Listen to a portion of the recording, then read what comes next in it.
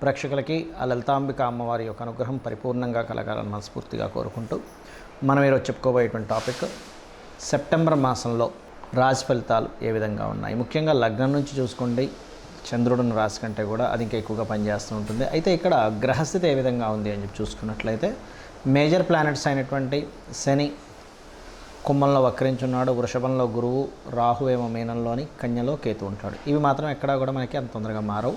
మిగతా గ్రహాలు కనుక చూసుకున్నట్లయితే కుజుడు మిథున రాశిలోని, అదేవిధంగా చంద్రుడు కర్కాటకంలో ప్రారంభమై మరలా మిథునం వరకు తన యొక్క సంచారం జరుగుతుంది. అందులో చంద్రుడితో పాటు బుధుడు కూడా కర్కాటకంలో ఉన్నాడు. కాకపోతే బుధుడు 5వ తేదీకి సింహంలోకి మారి మరలా 23వ తేదీకి ఇందులోకి మారుతున్నాడు, కన్యారాశిలోకి మారుతున్నాడు. అదేవిధంగా సింహరాశిలో రవి, శుక్రుడు కన్యారాశిలో నీచబడి ఉన్నాడు. ఆయన దాదాపుగా 19వ తేదీ వరకు ఉంటాడు. మరియు అదేవిధంగా ఈ కన్యారాశిలో శుక్రుడు 19వ తేదీ వరకు నీచబడి ఉన్నటువంటి సమయంలో పర్టికులర్గా ఏంటంటే నీచ స్థానంలో ఉండేటువంటి రిజల్ట్స్ కూడా నేను మీకు ప్రత్యేకంగా చెప్తాను. అందరూ అంటే జాతచక్రం ఉన్న వాళ్ళు లేని వాళ్ళు కూడా ఏం పాటించాలనేటువంటిది. సో అందుకని మీరు వీడియో ఎండింగ్ వరకు చూడండి. మిథున లగ్నము, మిథున రాశి. మిథునం వారికి కనుక చూసుకున్నట్లయితే రాస్యాధిపతి 3లో ఉన్నాడు. అందులో పర్టికులర్గా మనకి 5వ తేదీ నుంచి 3వ స్థానంలో సంచరిస్తుంటాడు. 5వ తేదీకి ముందు 2వ స్థానంలో 5వ తేదీ వరకు ఉంటున్నాడు. కాబట్టి కాస్త మీకు ఏదైనా ప్రాపర్టీ మూలంగా రావాల్సిన డబ్బులు కావచ్చు, లేనట్లయితే స్కాలర్షిప్స్ రిలేటెడ్గా వచ్చేటువంటివి కావచ్చు, కొంతవరకు అనుకూలంగా ఉంటుంది. కాకపోతే ఇక్కడ చతుర్థ స్థానంలో ఉన్నటువంటి గ్రహస్థితి ఏదైతే ఉందో 19వ తేదీ వరకు శుక్రకేతువులు, ఇది పర్టికులర్గా ప్రాపర్టీస్, వెహికల్స్ ఇటువంటివి కొనుగోలు చేసేటప్పుడు కానీ, అమ్మేటప్పుడు కానీ, కన్స్ట్రక్షన్ ప్రారంభించేటప్పుడు కానీ, సెకండ్ హ్యాండ్ కానీ ఏదైనా సరే కొత్తది కావచ్చు, సెకండ్ హ్యాండ్ కావచ్చు, డ్రైవింగ్ చేసేటప్పుడు కావచ్చు, వాహనాల మీద వెళ్ళడము, వాహనాలు ఎక్కువగా రద్దీగా ఉండేటువంటి ప్రదేశంలో రోడ్డు దాటడము, ఇటువంటివి చేసేటప్పుడు 19వ తేదీ వరకు చాలా కేర్గా ఉండండి మిథునం వారు. ఫినాన్షియల్గా గ్రోత్ అయితే ఉంది, అందులో ఎటువంటి డౌట్ లేదు. అదేవిధంగా 5వ తేదీ నుంచి దాదాపుగా మనకి 23వ తేదీ వరకు ఉన్నటువంటి గ్రహస్థితి ఏదైతే ఉందో కాస్త ఈ గ్రహస్థితి మాత్రం మీకు కొంచెం ఈ కొత్తగా గవర్నమెంట్ వ్యక్తులు యొక్క పరిచయాన్ని మరియు కొంతమంది అవగాహన లేని వాళ్ళ చేత మీరు ఏదైనా ఒక కన్స్ట్రక్షన్ రిలేటెడ్ చేయించడం ద్వారా అక్కడ ఇబ్బందిని ఇస్తూ ఉంటుంది. కాబట్టి ఈ విషయాల్లో కొంత జాగ్రత్త పడండి. కాకపోతే 23వ తేదీ నుంచి ఎప్పుడైతే 4వ స్థానంలోకి వెళ్తున్నాడో ఈ యొక్క బుధుడు, అక్కడి నుంచి మీరు తీసుకునేటువంటి ప్రాపర్టీ రిలేటెడ్ సంబంధించిన నిర్ణయాలు కొంతవరకు మెరుగ్గా ఉంటాయి, ఇబ్బంది అనేటువంటి తగ్గుతుంది. మీరు కూడా కాస్త ఈ పంచమాధిపతి అవుతాడు కాబట్టి మీకు ఈ పంచమ స్థానాధిపతి 4లో ఉన్నందుకు పర్టికులర్గా కొంతమంది ఫ్రెండ్స్ దూరం అవ్వడం జరుగుతుంది. ఫ్రెండ్షిప్స్ కొన్నిటిని కట్ చేసుకోవాల్సిన పరిస్థితి వస్తూ ఉంటుంది. కాబట్టి ఈ యొక్క విషయాల్లో కొంత జాగ్రత్తగా ఉండాలి. శత్రుత్వాలు బికాజ్ ఆఫ్ కుజుడు లగ్నంలో ఎప్పుడైతే ఉంటాడో శత్రు సంబంధించినటువంటి విషయాల్లో అనవసరమైన శత్రుత్వాలు ఇటువంటివి జరుగుతుంటాయి. కాస్త మిథున లగ్నం వారు బీపీ లెవెల్స్ ఎక్కువగా ఉన్నటువంటి వారు ఈ కుజుడు లగ్నంలో సంచరిస్తున్నందుకు వీలైనంత మట్టుకు మీరు శివుడికి అభిషేకం చేసుకోండి. మరియు బీపీ ఎక్కువగా పెరిగేటువంటి అంశాల్లో కొంత జాగ్రత్తగా ఉండండి మిథున లగ్నం వారు. ఇది ముఖ్యంగా పాటించవలసినటువంటి అంశము. అలాగే ఎందుకంటే 6th లార్డ్ లగ్నంలో ఉన్నాడు. అదేవిధంగా మరొక విషయం ఏంటంటే ఈ ఎవరైనా ఇష్టపడి వివాహం చేసుకునేటువంటి విషయాల్లో కొంత వ్యతిరేకత వచ్చినప్పటికీ ఈ గురువు యొక్క బలం సప్తమాధిపతి వచ్చి శుక్రరాశుల్లో ఉన్నందుకు గతంలో విడిపోయినవి అవన్నీ కూడా 23వ తేదీ నుంచి కొంతవరకు మరలా మీకు కనెక్ట్ అవుతాయి. అంటే అట్లాగా ఎవరినో వివాహం చేసుకుందాం అనుకున్నారు, గొడవ వచ్చింది, విడిపోయారు.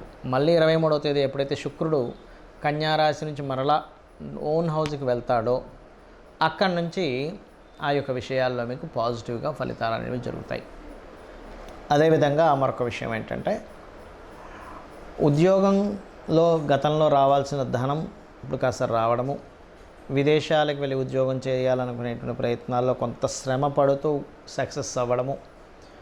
అదేవిధంగా శనివారాలు మాత్రం ఎట్టి పరిస్థితుల్లో మీరు వివాహ సంబంధించిన నిర్ణయాలు ఇటువంటివి ఏవి కూడా తీసుకోకండి. ఇక మీరు చేయవలసినటువంటి దేవతా ఆరాధన ముఖ్యంగా లక్ష్మీ గణపతి ఆరాధన, విష్ణు ఆరాధన ఎక్కువగా చేయండి. మీరు ఏం చేస్తారంటే శుక్రవారాలు, మంగళవారాలు గోవుకి తీపి చపాతీలు మరియు గ్రాసము తినిపించండి, అన్ని విధాలా బాగుంటుంది. శుక్రుడు, కేతువు ఈ 2 గ్రహాలు కూడా మనకి ఈ 19వ తేదీ వరకు దాదాపుగా ఈ యొక్క కన్యారాశిలో నీచబడి ఉంటున్నందుకు ప్రపంచవ్యాప్తంగా కానీ దేశవ్యాప్తంగా కానీ జరిగేటువంటి పరిస్థితులు ఏమిటి అంటే, కొన్ని దేశాలకు సంబంధించినటువంటి విషయంలో మనం అంటే 1వ తేదీ ముందు నుంచి దాదాపుగా ఆగస్టు నుంచే స్టార్ట్ అవుతుంటుంది. ఆర్థిక మాన్యం, ఎందుకంటే శుక్రుడు నీచ స్థానంలోకి వెళ్తున్నాడు కాబట్టి ఆర్థికంగా కొంతవరకు డౌన్ఫాల్ అనుకోండి, ఆర్థికపరమైనటువంటి చిక్కుల్లో ఇరుక్కోవడం అనుకోండి, ఇట్లాంటివి జరుగుతాయి దేశపరంగా చూసుకుంటే. ఇది శుక్రుడు కేతువుతో కలిసి కన్యారాశిలో ఉన్నందుకు. మరి శుక్రుడు సహజంగానే అప్పుల స్థానంలో ఉంటున్నాడు వెళ్ళి, అందుకని ఏంటి మొత్తము కూడా అందరూ కూడా ఎవరికైనా మనం అప్పు ఇచ్చే విషయాల్లో లేదా తీసుకునేటువంటి అంశాలలో కొంత జాగ్రత్త వహించండి, గుర్తుపెట్టుకోండి. ఓకే. అదేవిధంగా స్త్రీలు ముఖ్యంగా బయటికి వెళ్ళేటప్పుడు మీరు గణపతిని తలుచుకోండి. ఒంటరిగా వెళ్ళవలసిన పరిస్థితులు కొన్ని వస్తుంటాయి, కొన్ని నిర్మానుషమైన ప్రదేశాల్లో తిరిగేటప్పుడు కానీ, బికాజ్ ఆఫ్ శుక్రుడు అనేటువంటిది ఏదైతే ఉందో స్త్రీకారక గ్రహంగా, స్త్రీలని సూచించేటువంటి గ్రహంగా చెప్తూ ఉంటారు. కాబట్టి ఈ యొక్క అంశాలు చాలా జాగ్రత్తగా పాటించండి. అంటే ఒంటరిగా పంపించకండి అంత, అంటే కొన్ని ప్రదేశాలకు ఒంటరిగా పంపిస్తే ప్రమాదము అని అనుకునేటువంటి విషయాల్లో చాలా కేర్గా ఉండాలి అన్ని రాసుల వారు కూడా, బికాజ్ ఆఫ్ యూనివర్సల్గా కొన్ని ఇవి పనిచేస్తూ ఉంటాయి. అదొకటి. అదేవిధంగా అందరికీ కూడా ఈ మాసంలో 17వ తేదీ వరకు రవి ఓన్ హౌస్లో ఉంటున్నాడు కాబట్టి ఆరోగ్యానికి సంబంధించినవి ఎవరైతే పాటిస్తుంటారో, అందులో ముఖ్యంగా ఈ ఆగస్ట్ 16వ తేదీ నుంచి సెప్టెంబర్ 17వ తేదీ వరకు ఉన్నటువంటి కాంబినేషన్ ఏదైతే ఉందో, టైం అంతా కూడా మీరు ఆరోగ్యం గురించి పాటించేటువంటివి ఏవైతే నిర్ణయాలు తీసుకుంటారో అవి ఖచ్చితంగా మీకు ఇంప్లిమెంట్ అవ్వడం వల్ల మీ ఆరోగ్యం కుదుటపడుతుంది. అంటే అనారోగ్య సమస్యల నుంచి బయటపడము. యూనివర్సల్గా ఏదైనా ఒక ప్లానెట్ పలానా ప్లేస్లో ఉన్నప్పుడు యూనివర్సల్గా అందరికీ పనిచేస్తుంది కాంబినేషన్ అనేది, ఒక రాశి వారికి ఒక లగ్నం వారికి అని కాకుండా. ఈ శుక్రుడికి, నీచబడ్డ శుక్రుడికి గురువు యొక్క బలం కొంత ఉంది. దీనివల్ల ఏమిటంటే ఉపాసనలు చేసేవారికి మరియు ఏదైనా దీక్షలు తీసుకునేటువంటి వారికి కూడా కొంతవరకు ఇది సపోర్టివ్గా ఉంటుందని చెప్పుకోవచ్చు. మరి ఎంతసేపు మనం ఈ గోచార ఫలితాలైనా మన జన్మజాతక ఫలితాలు కూడా ఉంటాయి అంటే ఖచ్చితంగా మన జన్మజాతక ఫలితాలే చూసుకోవాలి. ఎందుకంటే మీరు ఏదైతే పూర్వజన్మలో చేసిన కర్మ ఏదైతే ఉందో, అది బ్యాడ్ కర్మ కావచ్చు, గుడ్ కర్మ కావచ్చు, తెలిసో తెలియకో చేసింది కావచ్చు, అది పర్టికులర్గా 12 భాగాలుగా విడిపోతుంది. మీ యొక్క లైఫ్లో మీ యొక్క స్థితిగతులు ఏమిటి అనేది మీ లగ్నం బట్టి తెలుస్తుంది. కష్టపడి బ్రతుకుతాడా లైఫ్ అంతా కూడా, లేనట్లయితే ఒక ఏజ్ వరకే ఎలా ఉంటుందా, దాని తర్వాత బాగుంటుందా, అది అన్ని విషయాల్లోని, నాట్ ఓన్లీ మీ పర్సనల్ విషయం అనే కాకుండా మీకు ధనం సంపాదించే విషయం కానివ్వండి, మీ కుటుంబ సభ్యుల విషయంలో కానివ్వండి, మీ యొక్క సిబ్లింగ్స్తో ఉండేటువంటి అంశాలు కానివ్వండి, మరియు అదేవిధంగా మీ యొక్క ఆస్తికి సంబంధించిన విషయాలు కానివ్వండి, అంటే ప్రాపర్టీ ఎప్పుడు కొనాలి. జ్యోతిష్శాస్త్రం ఎప్పుడు కూడా ఏం చెప్తుందంటే మీకు రూట్ చూపిస్తుంది. ఆ రూట్లో వెళ్ళేటప్పుడు మీకు లైఫ్లో ఎటువంటివి సంఘటనలు ఎదురవుతాయో చెప్తుంది. ఆ సంఘటనల్ని ఏ రకంగా మీరు ఎదుర్కోవాలి, ఎటువంటి నిర్ణయాలు తీసుకోవాలి, ఎటువంటి నిర్ణయాలు తీసుకోకూడదని చెప్తుంది. అంటే ఏదో ఒక రూట్ చూపించడం కాకుండా ప్రతి అంశంలోని మీకు ఎక్కడ టర్నింగ్ వస్తుంది.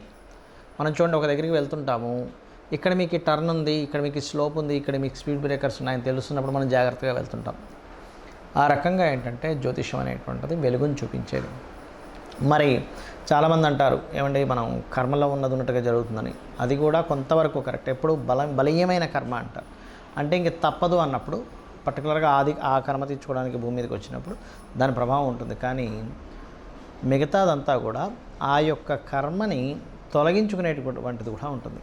తొలగించుకునేది లేకపోతే ఆ శ్రీకృష్ణ పరమాత్మ తన యొక్క కుమారుడైనటువంటి అతనికి చర్మవ్యాధి, శాపవశాత్తు చర్మవ్యాధి వచ్చినప్పుడు నువ్వు నీ కర్మను తగ్గించుకో అన్నప్పుడు అతను సూర్య నమస్కారాలో లేకపోతే సూర్యుడికి సంబంధించిన ఆలయాలు కట్టో 7 సంవత్సరాల పాటు దానికి సంబంధించిన చేసి ఎలా తగ్గించుకున్నాడు, నా కర్మ ఇంతే అని ఎందుకు వదిలేదు అనేటువంటిది మనం ఒకసారి ఆలోచించుకోవాలి. దశరథ మహారాజు కూడా సంతానం లేనప్పుడు మరి సంతానం లేదని అనుకున్నాడు, లేకపోతే పుత్రకామేష్టి యాగం చేసి సంతానాన్ని పొందాడా. ఇలా 1 కాదు 2 కాదు, మన పురాణాల్లో వాటిలో అన్నింటిలో కూడా చెప్తుంది ఏమిటంటే ఆ యొక్క సమయంలో ఆ కాలంలో యాగాలు హోమాలు చేశారు. ఈ యొక్క కలియుగంలో నామస్మరణ, కేవలం అమ్మవారి నామము లేకపోతే విష్ణునామము, శివుని యొక్క నామము తలుచుకోవడం ద్వారా మన కర్మ తప్పకుండా దగ్ధమవుతుంది. వీటన్నిటికంటే గొప్పగా ఏంటంటే సూర్య నమస్కారాలు కూడా ఇంకా చక్కగా పనిచేస్తాయి. అందరికీ అన్నీ తెలియకపోవచ్చు, కానీ రోజు సూర్య నమస్కారం చేసుకోండి.